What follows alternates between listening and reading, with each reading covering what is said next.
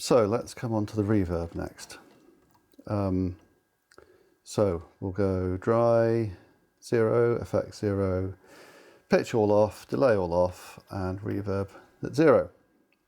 And then we'll have a look and see what we've got for reverb. So like the delay and pitch sections, you've got a mixer on the input of the reverb, 2 inputs you can choose, and then a mix control. So let's go pre-EQ at the moment, and the other one's delay, but not mixed in. But if we change that, now our delay that we had is going into the reverb. But let's just go dry, so we're not confusing ourselves with different effects at the moment. So that's with the reverb. Reverb model basically fundamentally changes the reverb parameters for different kind of acoustic effects. The options available are Hall, Hall 2, those are both good for largish delay times. Room, which is a bit more tuned for shorter delays, but obviously you can do what you like with it. And then Plate, which is a bit brighter and more artificial. Let's stick with Hall 2 for now. Reverb Time is your basic time parameter, and indeed by default that's mapped to the CV input there. So it's set to about a second at the moment.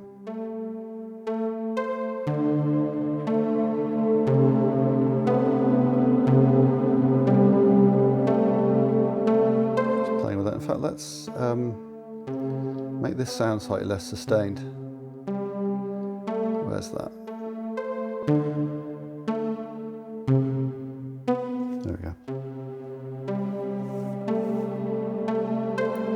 So the reverb time goes quite high, as you can possibly hear. In fact, if we got rid of our dry signal completely,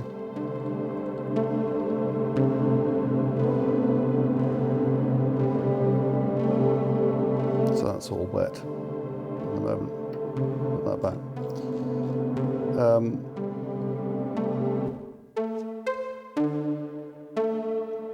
That's a nice thing to have under CV control. So for example, if I get my CV from the Tirana here, you can imagine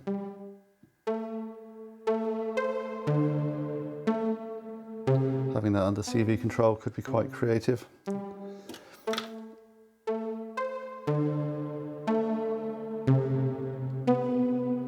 Reverb Size basically gives you an opportunity to shrink down the space. It isn't always useful, but it gives you options to some access to some different kind of sounding spaces.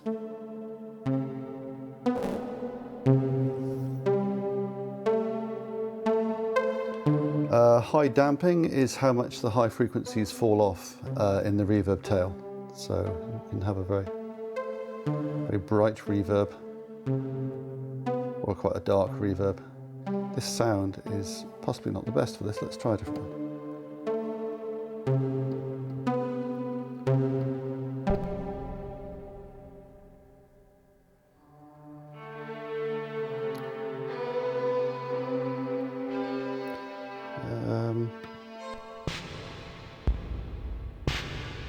There we go, some CR78 drums.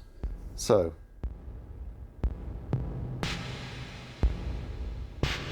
bright reverb, darker reverb.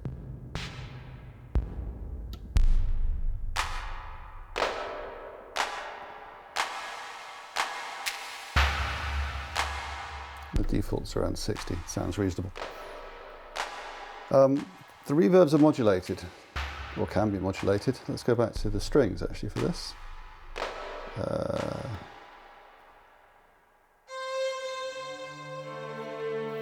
So this basically gives you a kind of chorusing sound within the reverb itself. The depth is 25 by default. If I crank that up, you'll hear some more modulation happening. So quite extreme settings here, but it warms up the reverb, breaks up the artificiality of algorithmic algorithm. Algorithmic algorithm, yes. It breaks up the artificiality of the sound that you can get from these algorithmic reverbs. Let's go back to defaults on those. Let's go for a longer time over the strings. And then after the modulation mix for the early part of the reverb and the diffuse part of the reverb. So if we go back to some slightly more percussive sounds, what's that going to sound like?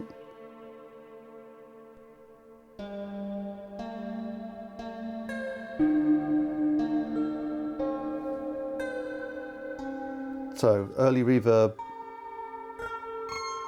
is the kind of discrete echoes you get right at the start. And then diffuse is the washy bit. So that's no washy bit.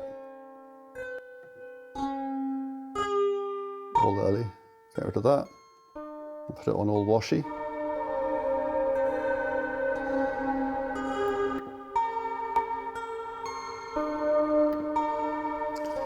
So you can tweak that to your taste.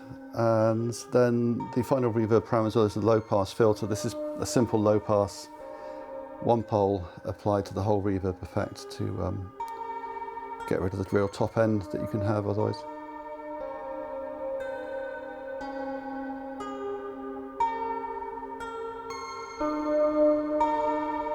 Again, if we get rid of the dry signal completely.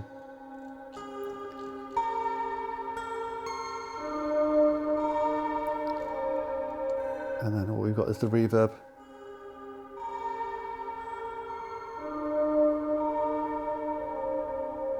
Really darken that down.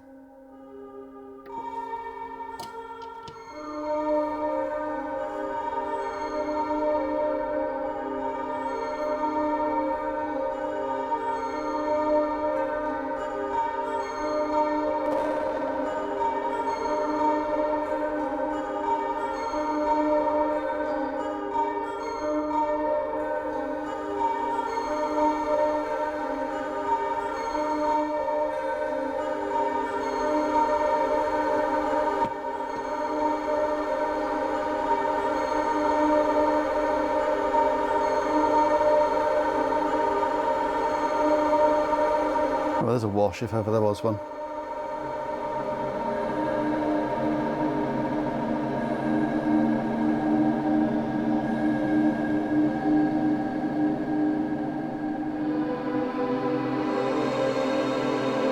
And just to remind ourselves what the dry sound is.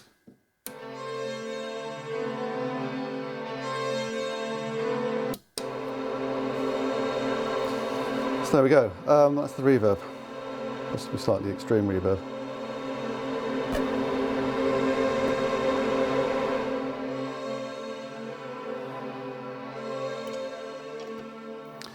And then of course you can start mixing things up. As I said, there you've got 4 things, you can put them in pretty much any order and see what you get. Dry, let's have some, well, why don't we put some pitch shift into reverb for a start. So we'll get our reverb input mix and we'll select pitch. In fact, why don't we go pre-EQ and pitch, and then we'll have a mix. Now, if you recall, we left our pitch effect on octave shift up. So now we've got that higher octave going into the reverb.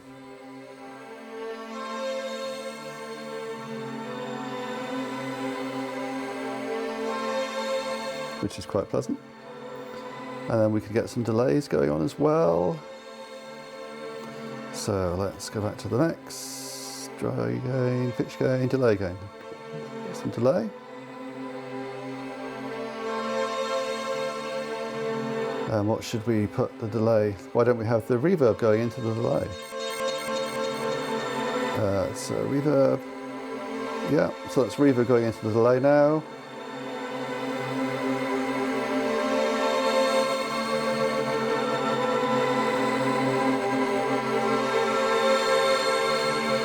If we go for a more percussive sound, let's go for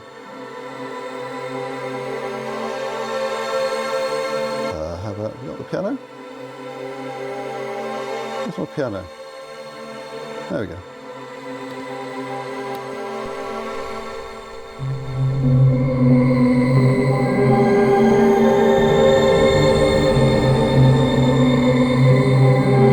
That's getting quite interesting.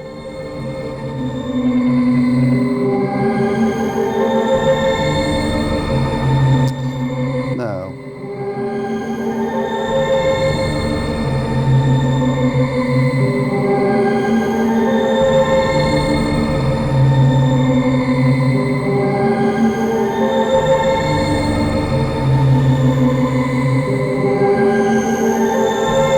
there's a CV input for pitch shift, as I mentioned earlier, which by default is input 4. So let's give that a CV control. And let's find our pitch shift. Put it to 0, and then we've got pitch shift on this CV.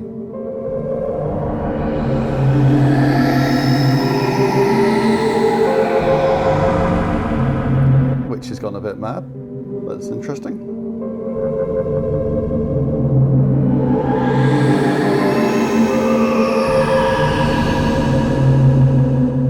Okay. So anyway, we've got pitch, delay and reverb all going on there, and utterly mashing a otherwise pleasant piano sound.